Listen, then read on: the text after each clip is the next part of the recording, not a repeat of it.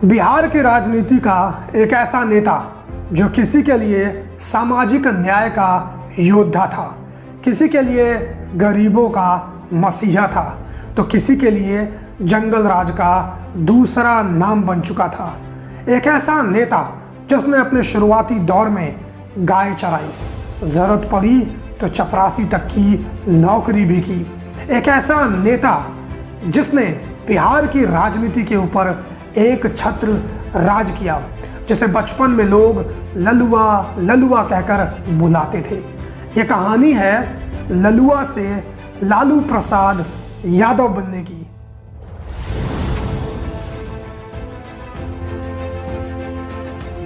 नमस्कार, मेरा नाम ओम यादव है और आप देख रहे हैं यदु टीवी। बिहार में विधानसभा चुनाव चल रहे हैं। ऐसे में बिहार के सबसे लोकप्रिय नेता लालू प्रसाद यादव की बात ना हो, ऐसा कैसे हो सकता है। तो आज की इस वीडियो में मैं आप लोगों को बताऊंगा कि कैसे एक छोटे से गरीब परिवार में जन्म लेने वाला लड़का, जिसे बचपन में गांव के लोग ललुआ ललुआ कहकर बुलाते थे, आखिर कैसे वो बिहार की राजनीति में सबसे ज़्यादा निर्णायक बन गया और कैसे उसने बिहार की राजनीति के ऊपर 15 साल मुख्यमंत्री बन के शासन किया। लालू प्रसाद यादव का जन्म बिहार के गोपालगंज में फूलपुरिया गांव में रहने वाले गरीब निम्न स्तरीय यादव परिवार में हुआ था। पिता का नाम कुंदन राय और माता का नाम मरीचिया देवी था। यहाँ हमने आपको लालू प्रसाद यादव के जन्म की तारीख नहीं बताई है। ना बताने के पीछे एक बड़ा ही महत्वपूर्ण कारण है। कारण यह है कि लालू प्रसाद यादव को भी अपने जन्म की तारीख नहीं पता है। आपने बिल्कुल सही सुना, लालू प्रसाद यादव जी खुद बताते हैं कि उनको अपने जन्म की तारीख क्या है नहीं पता है। एक इंटरव्यू में लालू प्रसाद यादव ने बताया कि बचपन में जब वो छोटे थे, अपनी माँ से उन्होंने यही प्रश्न पूछा। उनकी माँ को भी उनके जन्म की तारीख नहीं पता थी, लेकिन बचपन में होने के वजह से लालू प्रसाद यादव जी अपनी माँ से जिद करने लगे और बार बार अपने जन्म की तारीख पूछने लगे।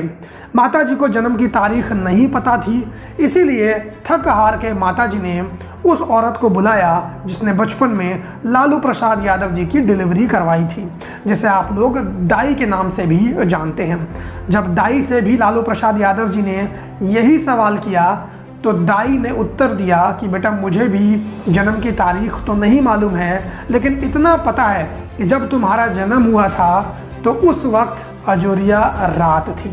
सिर्फ यही पता है लालू प्रसाद यादव जी को। तो यहाँ पर सवाल ये उठता है कि आखिर लालू प्रसाद यादव के डॉक्यूमेंट्स में उनके जन्म की तारीख क्या है। तो जैसे लालू प्रसाद यादव जी हैं, वैसे ही इनके जन्म की तारीख की कहानी भी एकदम रोचक है।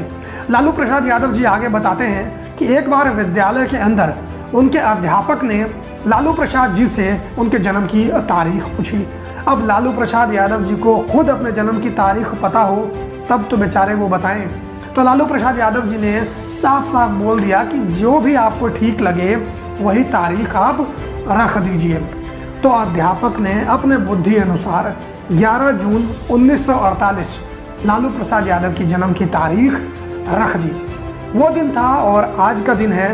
आज तक लालू प्रसाद यादव 11 जून को ही सभी से अपने जन्मदिन की बधाई लेते हैं और इसी दिन वो अपना जन्मदिन मनाते हैं। लालू यादव जी ने अपनी शुरुआती पढ़ाई गोपालगंज से ही की। पढ़ने में तेज होने के कारण आगे की पढ़ाई के लिए लालू यादव जी को उनके बड़े भाई के पास पटना भेज दिया गया। उनके बड़े भाई पटना के वेटरनरी कॉलेज में चपरासी का काम करते थे। रहने के लिए सर्वेंट क्वार्टर मिला हुआ था। लालू यादव ने पटना के बीएन कॉलेज में दाखिला ले लिया और वहाँ राजनीति शास्त्र से एमए की पढ़ाई करने लगे। कॉलेज के दिनों में उनकी रुचि छात्र राजनीति की तरफ भी गई। छात्र संघ का चुनाव लड़े और जीत भी गए। सोचने वाली बात यह थी कि कैसे एक गरीब परिवार का लड़का पटना यूनिवर्सिटी में जाके छात्र संघ का चुनाव जीत जाता है और अध्यक्ष जैसा पद हासिल कर लेता है। तो लालू यादव के कॉलेज के दिनों के उनके मित्र सुशील मोदी बताते हैं, लालू यादव का अंदाज ही एकदम अलग था। सुशील मोदी बताते हैं कि उन दिनों जब सभी छात्र शर्ट पैंट पहनते थे तो लालू यादव इकलौते ऐसे छात्र थे जो धोती कुर्ता पहनते थे। लालू यादव का ये देसी अवतार चुटीले अंदाज ने लोगों को उनका मुरीद बना दिया था। लालू यादव द्वारा बचपन में निभाए गए उनके नटुआ नाम के किरदार ने भी उनकी मदद की। नटुआ गांव देहात में एक ऐसा शख्स को कहते हैं जो लड़कियों के कपड़े पहनकर नाचता गाता और लोगों का मनोरंजन करता है। तो लालू यादव बचपन से ही जानते थे कि कैसे लोगों को अपनी तरफ आकर्षित करना है। लालू यादव जब भाषण देते तो घंटों तक लोग उन्हें सुनते ही रहते। 1970 में लालू यादव का ग्रेजुएशन पूरा हो चुका था, लेकिन इसके साथ ही लालू यादव छात्र संघ का चुनाव हार चुके थे। तब उनके दोस्तों ने सलाह दी कि राजनीति से जीवन यापन नहीं चलने वाला है। तब दोस्तों की सलाह पे लालू यादव ने अपने बड़े भैया के वेटरनरी कॉलेज में ही चपरासी का काम करने लगे। 3 साल बाद लालू ने दोबारा पढ़ाई की तरफ रुझान किया। पटना यूनिवर्सिटी में कानून की पढ़ाई के लिए एक बार फिर से दाखिला ले लिया। अब एक बार फिर से वो छात्र बन गए थे तो दोबारा चुनाव लड़ने के लिए तैयार थे। 1973 में एक बार फिर से लालू यादव चुनाव लड़े और छात्र संघ का चुनाव जीत गए। अब यहाँ से लालू यादव की किस्मत बदलने वाली थी।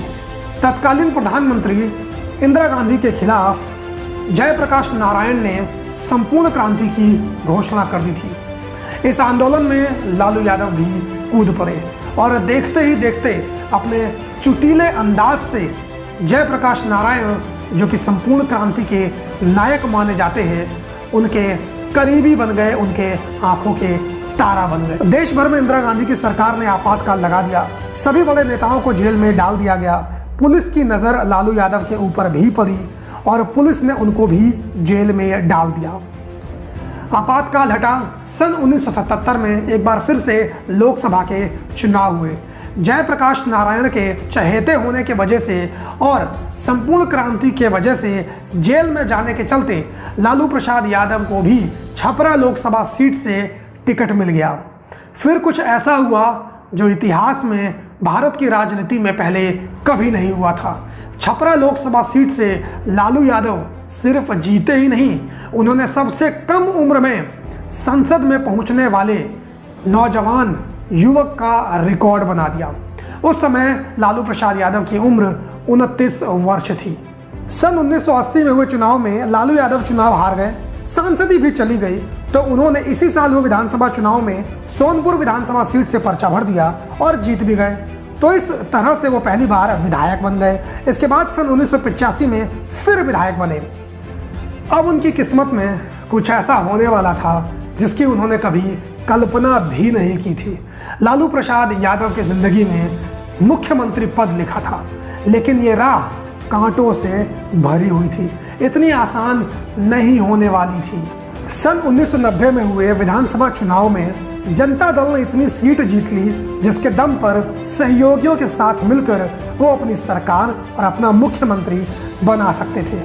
लेकिन पेच यहाँ फंस गया था कि विधायक दल का नेता किसे बनाया जाए, जनता दल की तरफ से किसे मुख्यमंत्री पद का चेहरा बनाया जाए। उस वक्त कर्पूरी ठाकुर की भी मृत्यु हो चुकी थी। लालू यादव ऐसे में अपनी राजनीतिक संभावनाएं तलाशने लगे थे। लालू यादव को लग रहा था कि कर्पूरी ठाकुर की गैर मौजूदगी में उनके पास मुख्यमंत्री बनने का एक बड़ा ही बेहतरीन मौका है।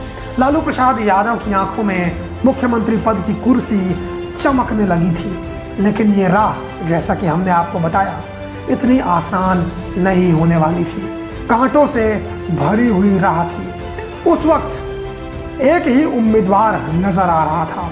वो उम्मीदवार और कोई नहीं था, रामसुंदर दास था, जिसे दलितों का नेता माना जाता था और दलितों का पूरा समर्थन भी था।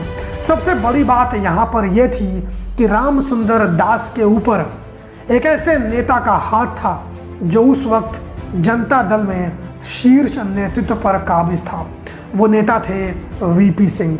वीपी सिंह एक ऐसे नेता जिन्हें सामाजिक न्याय का योद्धा माना जाता है, जिन्हें लालू प्रसाद यादव का राजनीतिक गुरु भी माना जाता है।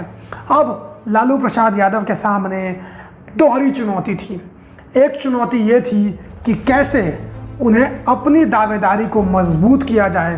दूसरी चुनौती ये थी कि अपने राजनीतिक गुरु वीपी सिंह को किस प्रकार से पटखनी दी जाए। तब लालू प्रसाद यादव ने पॉलिटिकल मैनेजमेंट का ऐसा खेल खेला कि पासा पलटने वाला था। लालू प्रसाद यादव जब पहली बार लोकसभा चुनाव जीते थे और सांसद बने थे तो केंद्र में जाने का उनको मौका मिल गया था। केंद्र में जाने की वजह से दिल्ली में उनकी मुलाकात जाट नेता देवीलाल से हुई थी। उन दिनों लालू प्रसाद यादव ने देवीलाल के साथ बड़े ही अच्छे संबंध स्थापित कर लिए थे। उस वक्त के लालू प्रसाद यादव के अच्छे संबंध अब उनके काम आने वाले थे। लालू प्रसाद यादव ने उस वक्त के उप प्रधानमंत्री, जाट नेता, किसान नेता देवीलाल को फोन घुमाया। देवीलाल से अपने नाम की सिफारिश की। देवीलाल ने वीपी सिंह के सामने लालू प्रसाद यादव का नाम प्रस्तावित कर दिया। अब मुख्यमंत्री पद के 2 उम्मीदवार हो चुके थे। पहला उम्मीदवार रामसुंदर दास, जिनके ऊपर हाथ था स्वयं वीपी सिंह का। दूसरे उम्मीदवार थे लालू प्रसाद यादव, जिनके ऊपर हाथ था देवीलाल का। एक प्रधानमंत्री का उम्मीदवार, एक उप प्रधानमंत्री का उम्मीदवार। दोनों के बीच में खींचतान शुरू होने वाली थी, लेकिन लालू यादव को मालूम था कि ये राह अभी भी आसान नहीं हुई है। अभी भी उनके जीतने की राह कठिन है। एक और पासा लालू यादव फेंकने ही वाले थे। उससे पहले वीपी सिंह ने एक चाल चल दी। वीपी सिंह ने पर्यवेक्षक बना के बिहार अजीत सिंह को भेज दिया। लालू प्रसाद यादव समझ गए अगर इस पर्यवेक्षक में उनकी नेता कोई नहीं हुआ तो उनकी बात को केंद्र तक कौन पहुंचाएगा। एक बार फिर से देवीलाल को लालू प्रसाद यादव ने फोन घुमाया और उनसे ये बातें बताई। तब देवीलाल ने अजीत सिंह के साथ मुलायम सिंह यादव और शरद यादव को बिहार पर्यवेक्षक बना के भेज दिया। इसके बाद लालू प्रसाद यादव ने एक ऐसा पासा फेंका जिसके बाद उनके मुख्यमंत्री बनने की राह सरल हो गई। लालू प्रसाद यादव जी जानते थे कि अगर रामसुंदर दास और उनके बीच में मुकाबला हुआ तो कहीं ना कहीं रामसुंदर दास का पल्ला अभी भी भारी ही था। तो वो चाहते थे कि एक ऐसे उम्मीदवार को खड़ा किया जाए जो वोट काट सके।